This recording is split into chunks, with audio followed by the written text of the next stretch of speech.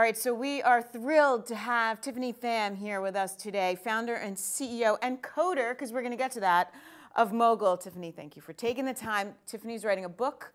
This is your little coffee break in the midst of the final writing, so we're psyched to hear about that. But first, tell us about Mogul. Tell us what it is. Sure, thanks so much for having me. Excited to be here. So Mogul is the largest female millennial platform worldwide. We reach 18 million women each week, and we enable all these millions of women to connect, share information, and access knowledge from each other. We are backed by incredible investors from Hearst Corporation to the heads and founders of Comcast, Match.com, McGraw Education, NPR, MTV, Fortune 10 all people. Investors. All investors, including Gary Vaynerchuk as well. Gary Vaynerchuk, we love. Who collectively invested because they believe that Mogul is the next generation media and technology company for girls and women worldwide. So would you call it a LinkedIn? Would you call it a Reddit? Would you call it any of that? It's really unique on its own, and I can definitely explain its model. So at the very top, it's a platform that enables millions of women around the world to connect and share information, as I just shared. But our model is such that for every dollar that Mogul earns, Mogul provides a free education to one girl in need through our international partners, such as the United Nations, henceforth bringing over 62 million girls around the world a free education in this way, bringing them back to the platform. So it completes a circular model through this model in this way. So basically how we drive that UN partnership is through 4 main divisions of Mogul. The first division is called Mogul at Work, then Mogul Learning, Mogul Redefined, and Mogul Studios. Mogul at Work is where we collaborate directly with the Fortune 1000 CHROs and Chief Diversity Officers in order to tap the top female talent on our platform and enhance diversity and inclusion in their workplace in this way. And that is our core business. And as a result, we're the go-to diversity recruitment platform for everyone from Amazon, IBM, Samsung, Nike, So all these places post jobs? Yes, exactly.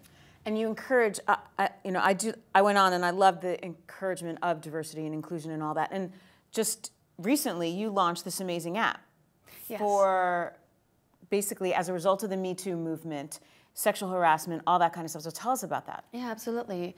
Thank you for bringing that up. So basically, you know, we realized we have millions of women turning to us as a trusted platform and destination for themselves, to share, to be real, to get advice.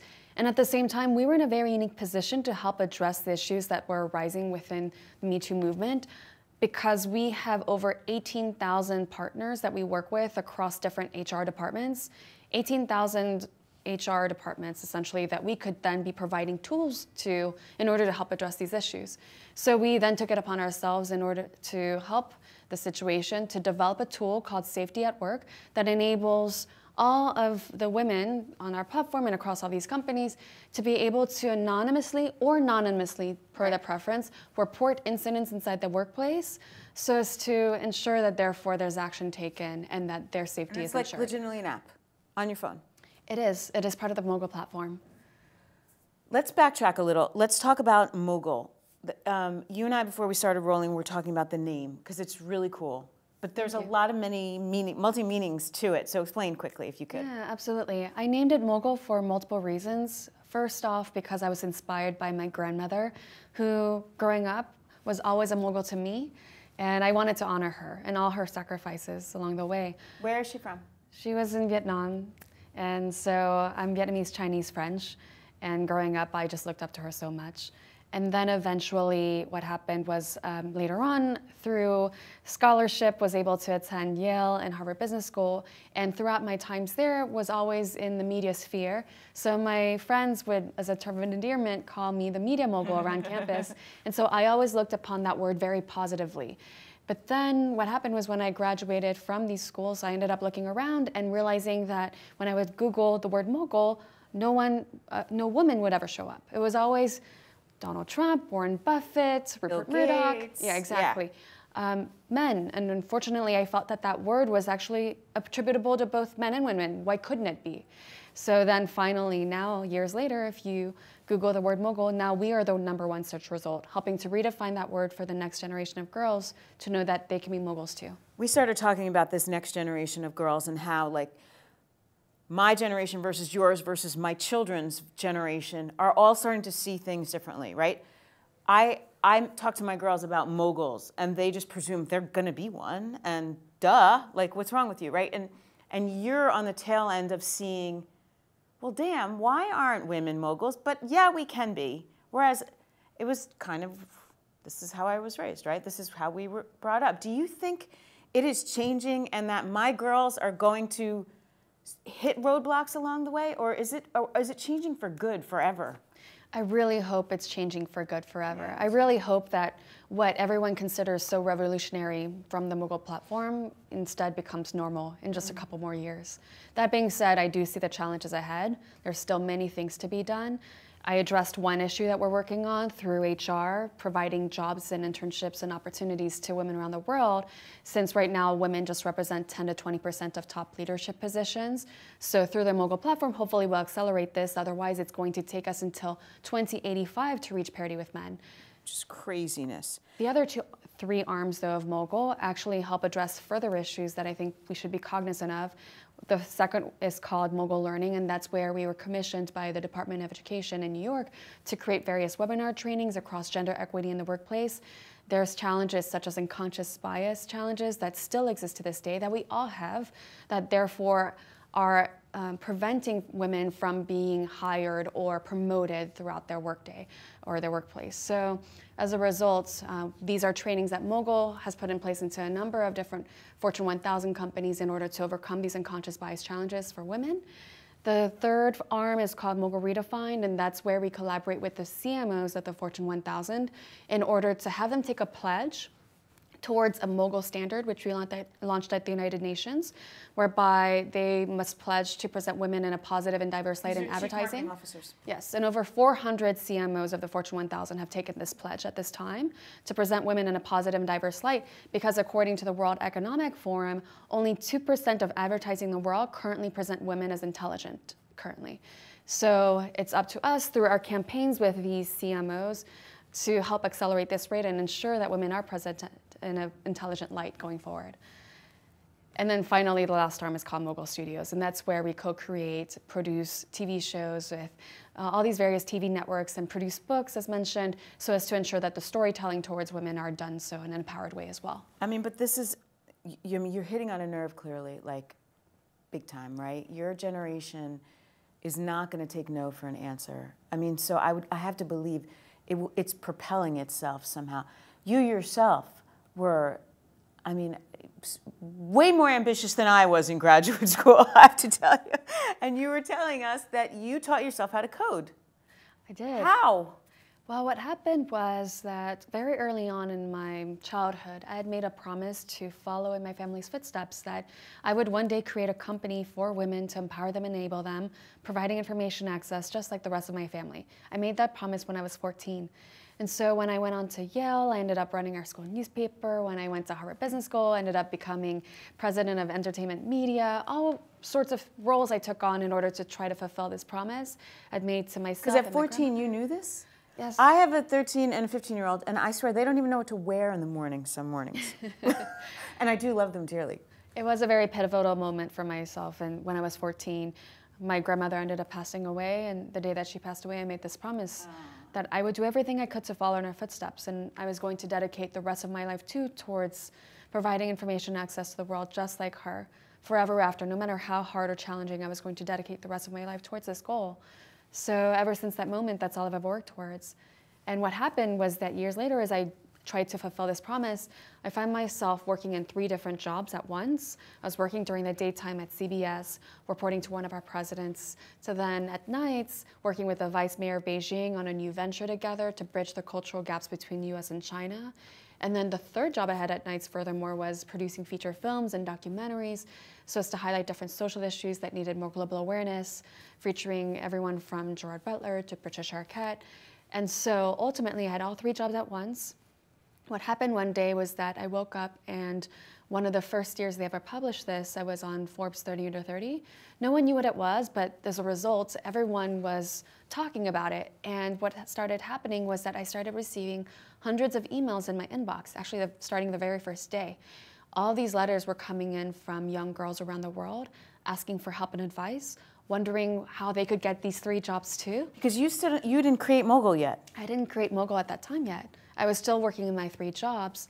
And so when I was getting letters, I would write back to tell them and provide them advice and guidance as to how to get jobs too within their societies. Since I was getting letters from China, Brazil, Afghanistan, Pakistan, all throughout the US. Oh my God, all young girls. All young girls, and they were telling me, and many throughout my own generation as well. Right. Many of whom were then telling me that my letter had changed their life, that all of a sudden they did get that promotion or interview or opportunity. And so all of a sudden that's when I started to realize, instead of sharing all this one-on-one behind the scenes, what if we had a platform whereby millions of us could share our struggles and challenges and obstacles and be able to share ideas and opportunities and insights amongst each other? That's so cool. And that's when you decided you got to teach yourself how to code. Yes, I actually then ended up pulling out this PDF. My wonderful brother, David, and now CTO, CPO, ended up guiding me, telling me that I should try out this Ruby on Rails tutorial by Michael Hartle. Every single day, I'd be done with all my 3 jobs at 3 a.m., and then I would clear the kitchen table, teach myself Ruby on Rails, and after a couple of weeks, had built the first version of Mogul. That is crazy. And then what happened next was that I ended up sending it out to the thousands of young girls who had been emailing me, and we ended up exploding to 1 million users within our first week. Did you really? When do guys like Gary, when do guys, sure, like Gary Vaynerchuk jump on? Quickly? So what happened was, upon sending it out to those thousands of young girls and all of a sudden launching to 1 million users, we became the fastest growing platform for women. And as a result, I was in a position whereby I had all these users and I was a 1-person team. So all of a sudden, a friend of mine who had been in tech and to whom I had been an advisor on his startup, introduced me to one of his other advisors who happened to be the co-founder of Match.com. He ended up becoming the first person I ever pitched to. And it was terrible. I had a black pitch deck, completely black, so he wouldn't have even wanted to print it out, for example, and waste his ink. There were so many details and numbers on it. But what I did have going for me was that he loved our traction. Of course, that data point of 1 million users can't be beat. And the story, the passion behind it. And so for that reason, he said yes. He would come on board as an investor and advisor. And then next, all of a sudden, I was introduced to Gary, and then he said yes. He was my second pitch. And it was the best meeting of my life. 10 minutes, he immediately said, "You're a winner, Mogul's winner, I'm in," and wired over 6 figures immediately. Oh my God. Yeah. And then subsequently, everyone was a yes, to the point where that snowball became a mountain. Well, because I think there's something to be said about a stamp of approval from a guy like Gary Vee. Yeah, exactly. That's huge. Okay, so now flash forward today. You have 18 million women per week on the site. You have this algorithm that creates, so people can post basically anything as long as it's clean and not sexual and blah, blah, blah, right? Exactly. So you post all this stuff, and then you have these algorithms that put the stuff that people care the most about at the top. So it's not an editorial choice, the top piece of the day, right? It's the 18 million women's choice, right? Yes, absolutely. So what's trending? What are they talking about these days? Well, just looking at the platform this morning, it's fluctuating in real time, so it's completely dynamic, and you may refresh 2 minutes later and it look completely different. But what I saw trending this morning was, of course, a lot of conversation around Aziz Ansari. I know there was a lot of debate about what's happened lately with regards to the Me Too movement. And there's, of course, always the evergreen topics that our users are very passionate about, from the wage gap to equal pay to promotions, interviews, entrepreneurship. Those are some of the most popular topics on the Mogul platform. There's a lot of emerging trending topics too, oriented around finance, personal finance, Bitcoin, investments, cryptocurrency, ICOs. But of course, women are so much more than this, and there's also concerns about relationships and style and beauty and health and fitness, and those are ever trending topics as well. But interesting that even your generation, the millennial generation, millennial women are asking about cryptocurrencies, asking about Bitcoin. I mean, I saw the top story was about a company in China using facial recognition to pay. Wonderful, yes, I wouldn't be surprised by that. That's really amazing. Cool. So, I mean, you're getting a true pulse of what's happening in that millennial generation. What do they think about pay equality right now? I think there's a lot to be done still. There are a number of statistics that are quite worrisome still, in that, of course, we won't reach equality until 2085 is mentioned. And even if you're a woman of color, it's even worse, 2100 or 2200 until we reach parity with men. And so I was reading a very interesting statistic from the Washington Post, actually, which is that can actually be equated to you working for free starting from the month of August for the rest of the year. That's how low we're paid in comparison to men. So I think there's a lot to be done still, and certainly our millennial generation is looking to stand up and realize that their voice alone can make that one difference for themselves and then for the rest of the generation. So everyone's standing up and asking for that raise, promotion, right away. That's amazing, because it's ridiculous that it's still that bad. One of the cool things I think you put together is this think tank of female leaders. So you have, I mean, amazing women on here. CEO of Plimpton, CEO, publisher, Washington Post, Pinterest is here, producer of Good Morning America. I mean, the list is intense. Do you guys meet and talk, or is it just like you can pick up the phone and ask each other questions? So what happened along the way was, beyond our investors, who are each incredible champions of Mogul, we also ended up selecting on board advisors who all represented different skill sets that were important to the Mogul Foundation and organization. So as a result, for example, we thought about the fact that the Mogul organization would be made up of marketing, branding, scaling, growth, product, technology, finance, operations.